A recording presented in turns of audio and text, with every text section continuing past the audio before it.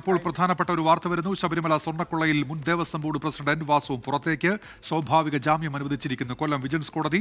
ഉപാധികളോടെയാണ് കോടതി ഇപ്പോൾ എൻ വാസുവിന് ജാമ്യം അനുവദിച്ചിരിക്കുന്നത് എന്നുള്ള വിവരം ഇപ്പോൾ പുറത്ത് വരുന്നുണ്ട്. ഇത് പ്രതീക്ഷിച്ചിരുന്നതാണ്. കാരണം 90 ദിവസമായിട്ടും കുറ്റപത്രം സമർപ്പിക്കാത്ത ഒരു സാഹചര്യത്തിൽ എൻ വാസുവിനും സ്വാഭാവിക ജാമ്യം ലഭിക്കുമെന്നുള്ളത് പ്രതീക്ഷിച്ചിരുന്നതാണ്. അതുപോലെ തന്നെ ഇപ്പോൾ എൻ വാസുവിനും പുറത്തേക്കുള്ള വഴി ഒരുങ്ങുകയാണ്. 2 ജാമ്യക്കാർ ഇതിനോടകം എൻ വാസുവിനായി കോടതിയിൽ ഹാജരായിട്ടുണ്ട്. അങ്ങനെ ഉപാധികളോടെ കൊല്ലം വിജിലൻസ് കോടതി എൻ വാസുവിനും ജാമ്യം നൽകുകയാണ്. സൂര്യഗായത്രി വിവരങ്ങളുമായി ഇപ്പോൾ കൊല്ലത്തുനിന്ന്. സൂര്യഗായത്രി, വിവരങ്ങൾ. അല്പസമയത്തിനകം സൂര്യഗായത്രിയിലേക്ക് എത്താം. ഏറ്റവും പ്രധാനപ്പെട്ട വാർത്തകളിലൊന്ന്, ശബരിമല സ്വർണ്ണക്കൊള്ളയിൽ ദേവസ്വം ബോർഡ് മുൻ അധ്യക്ഷനായ എൻ വാസു ഇപ്പോൾ പുറത്തേക്ക് എന്നുള്ളതാണ്. അദ്ദേഹത്തിന് കൊല്ലം വിജിലൻസ് കോടതി ജാമ്യം നൽകിയിരിക്കുന്നു. സ്വാഭാവിക ജാമ്യമാണ് ഇത്.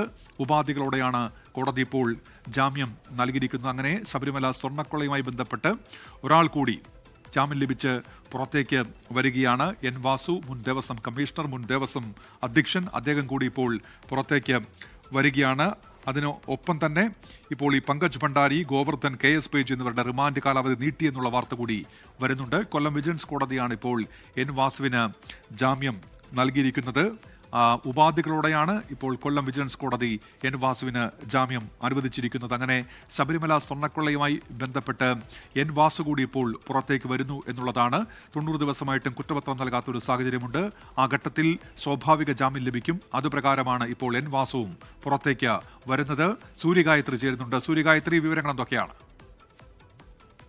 അങ്ങനെ 5ാം പ്രതിയും പുറത്തേക്ക് വരികയാണ്. എൻ വാസുവിനും സ്വാഭാവിക ജാമ്യം അനുവദിച്ച് വിജിലൻസ് കോടതി ഉത്തരവ് പുറപ്പെടുവിച്ചു കഴിഞ്ഞു. ഉപാധികളോടെയാണ് എൻ വാസുവിന് ജാമ്യം അനുവദിച്ചിരിക്കുന്നത്. മുൻ ദേവസ്വം പ്രസിഡന്റും അതുപോലെ തന്നെ കമ്മീഷണറുമായ എൻ വാസു കട്ടിലപ്പാളി കേസിലെ 3ാം പ്രതിയാണ്. 90 ദിവസത്തെ റിമാൻഡ് കാലാവധി പൂർത്തിയായ സാഹചര്യത്തിലാണ് വാസു ജാമ്യാപേക്ഷ കൊല്ലം വിജിലൻസ് കോടതിയിൽ നൽകിയിട്ടുണ്ടായിരുന്നത്. ഈ നേരത്തെ പുറത്തിറങ്ങിയ 1ാം പ്രതി ഉണ്ണികൃഷ്ണൻ പോറ്റി ഉൾപ്പെടെയുള്ളവരിൽ 3 പേരും സ്വാഭാവിക ജാമ്യം ലഭിച്ചു തന്നെയാണ് പുറത്തിറങ്ങിയിട്ടുണ്ടായിരുന്നത്. അത്തരത്തിൽ എൻ വാസുവും സ്വാഭാവിക ജാമ്യം നേടി ജയിലിന് പുറത്തേക്ക് ഇറങ്ങുന്ന സാഹചര്യമുണ്ട്. അങ്ങനെ 5ാമത്തെ ആളാണ് ഇപ്പോൾ പുറത്തിറങ്ങുന്ന എൻ വാസു. ഈ ഉപാധികളോടെയാണ് ജാമ്യം അനുവദിച്ചിരിക്കുന്നത്. ആ ഉപാധികൾ എന്തൊക്കെയാണെന്ന് സംബന്ധിച്ചുള്ള വിശദമായിട്ടുള്ള കാര്യങ്ങൾ അറിയാൻ കുറച്ച് സമയം കൂടി കാത്തിരിക്കേണ്ടതായിട്ട് വരും. എന്തായാലും സാധാരണഗതിയിൽ മറ്റു പ്രതികൾക്ക് സ്വാഭാവിക ജാമ്യം അനുവദിച്ച് നൽകിയപ്പോൾ ഉണ്ടായിരുന്ന ഉപാധികളോടെയൊക്കെ തന്നെ ആയിരിക്കും എൻ വാസുവിനും ജാമ്യം അനുവദിച്ച് സ്വാഭാവിക ജാമ്യം അനുവദിച്ച് കോടതി ഉത്തരവ് പുറപ്പെടുവിച്ചിരിക്കുക. പ്രത്യേകിച്ച് അന്വേഷണ സംഘം പറയുന്ന സമയങ്ങളിൽ ഹാജരാകണമെന്നത് ഉൾപ്പെടെയുള്ള സംസ്ഥാനം വിട്ട് പുറത്തേക്ക് പോകരുതെന്ന് ഉൾപ്പെടെയുള്ള ഉപാധികളോടെ തന്നെ ആയിരിക്കും എൻ വാസുവിന് സ്വാഭാവിക ജാമ്യം അനുവദിച്ച് നൽകിയിട്ടുള്ളത്. 2 ജാമ്യക്കാർ ഈ സമയത്ത് കോടതിയിൽ ഹാജരാവുകയും ചെയ്തിട്ടുണ്ടായിരുന്നു. എന്തായാലും വാസു പുറത്തേക്ക് ഇറങ്ങുകയാണ്. അതുപോലെ തന്നെ മറ്റൊരു പ്രധാനപ്പെട്ട കാര്യം, KS ബൈജുവിന്റെ ജാമ്യാപേക്ഷയും കോടതി പരിഗണിക്കുന്നു എന്നുള്ളതാണ്. കോടതിയിൽ ഇപ്പോൾ ജാമ്യാപേക്ഷ ബൈജു നൽകിയിട്ടുണ്ട്. അടുത്ത ദിവസം തന്നെ സ്വാഭാവിക ജാമ്യം ലഭിച്ച് KS ബൈജു പുറത്തിറങ്ങാനുള്ള ഒരു സാഹചര്യമുണ്ട്.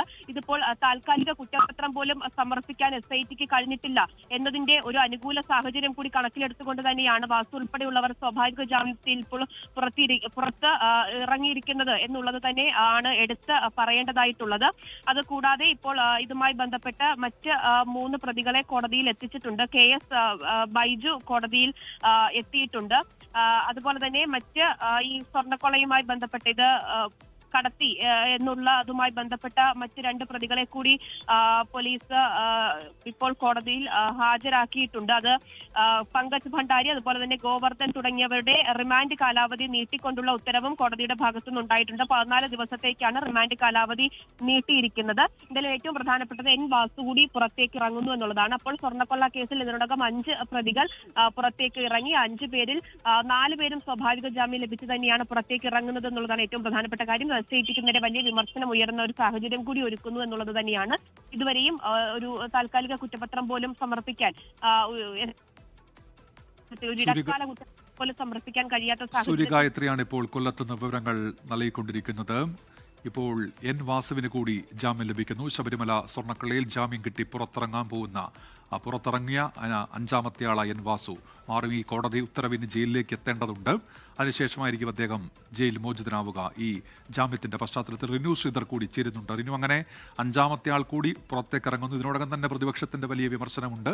SITക്കെതിരെ ഇവർക്ക് സ്വാഭാവിക ജാമ്യം കിട്ടുന്ന തരത്തിൽ അവർ പ്രവർത്തിക്കുന്നു എന്നുള്ള തരത്തിലൊക്കെയാണ് വിമർശനം. ഒരാൾ കൂടി പുറത്തിറങ്ങുമ്പോൾ പ്രതിപക്ഷം അത് കടുപ്പിക്കുകയും ചെയ്യും. എന്തൊക്കെയാണ് വിവരങ്ങൾ, റിനു?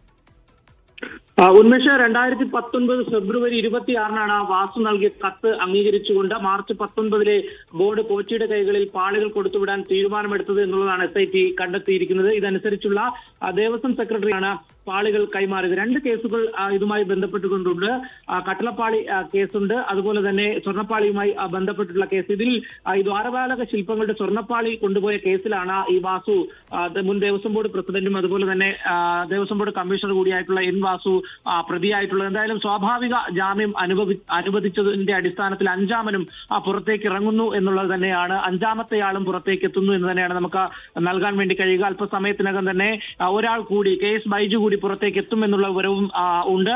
അങ്ങനെയാണെങ്കിൽ 6 പേർ സ്വാഭാവിക ജാമ്യം ലഭിച്ച് പുറത്തേക്ക് എത്തും. സ്വർണ്ണപ്പാളി കേസുമായി ബന്ധപ്പെട്ടുകൊണ്ട് വലിയ രീതിയിലുള്ള വിമർശനങ്ങൾ നേരത്തെ സൂര്യഗായത്രി സൂചിപ്പിച്ചതുപോലെ തന്നെ പ്രതിപക്ഷമടക്കം നിയമസഭയിലടക്കം വലിയ രീതിയിലുള്ള ഒരു പ്രതിഷേധ സ്വരം ഉയർത്തുന്ന ഒരു സാഹചര്യം കൂടിയാണ്. കാരണം ഒരു ഇടക്കാല കുറ്റപത്രം പോലും സമർപ്പിക്കുവാൻ വേണ്ടി SITക്ക് കഴിഞ്ഞില്ല. അതുകൊണ്ട് തന്നെയാണ് സ്വാഭാവിക ജാമ്യം ലഭിച്ച ഇവർ പുറത്തേക്ക് എത്തുന്നത് എന്നുള്ളതാണ് ഏറ്റവും പ്രധാനപ്പെട്ട ഒരു കാര്യം. ഇത്തരത്തിൽ സ്വാഭാവിക ജാമ്യം ലഭിച്ച അഞ്ചാമൻ കൂടി പുറത്തിറങ്ങുമ്പോൾ അടിയന്തരമായി തന്നെ കുറ്റപത്രം സമർപ്പിക്കുവാനുള്ള ഒരു നീക്കത്തിലേക്കും ഈ കടക്കുന്നുണ്ട് SIT എന്നുള്ളത് വേണം നമുക്ക് മനസ്സിലാക്കാൻ വേണ്ടി കഴിയുന്നത്. കാരണം തന്ത്രി അടക്കമുള്ളവർ ഇനി പുറത്തേക്ക് ഇറങ്ങേണ്ടതായിട്ടുണ്ട്. അതിന് മുന്നോടിയായി തന്നെ കുറ്റപത്രം സമർപ്പിക്കുവാൻ വേണ്ടിയിട്ടുള്ള ഒരു നീക്കം, അതിന് ഈ ശാസ്ത്രീയ പരിശോധനാ ഫലങ്ങൾ കൂടി വരേണ്ടതായിട്ടുണ്ട്. പുതിയ ശാസ്ത്രീയ പരിശോധനയ്ക്ക് വേണ്ടിയിട്ടുള്ള പുതിയ സാമ്പിളുകൾ ശേഖരിക്കുന്നു വരുന്ന ദിവസങ്ങളിൽ. ഇങ്ങനെ സ്വർണ്ണപ്പാളി കേസുമായി ബന്ധപ്പെട്ടുകൊണ്ട് ഒരു വഴിക്ക് അന്വേഷണം നടക്കുമ്പോൾ ഈ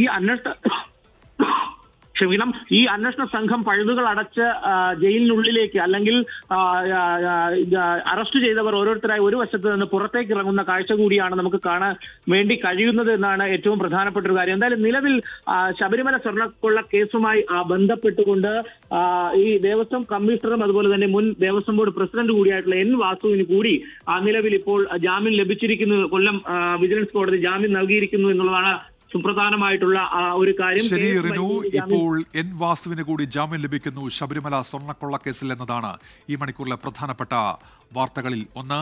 ലോകത്തെവിടെയായാലും ഏത് സമയത്തും 24 വാർത്തകളും ഓഗ്മെന്റഡ് റിയാലിറ്റി പാക്കേജുകളും എക്സ്പ്ലെയിനറുകളും വിശദമായി കാണാൻ ഞങ്ങളുടെ YouTube ചാനൽ നിങ്ങൾക്ക് സബ്സ്ക്രൈബ് ചെയ്യാം.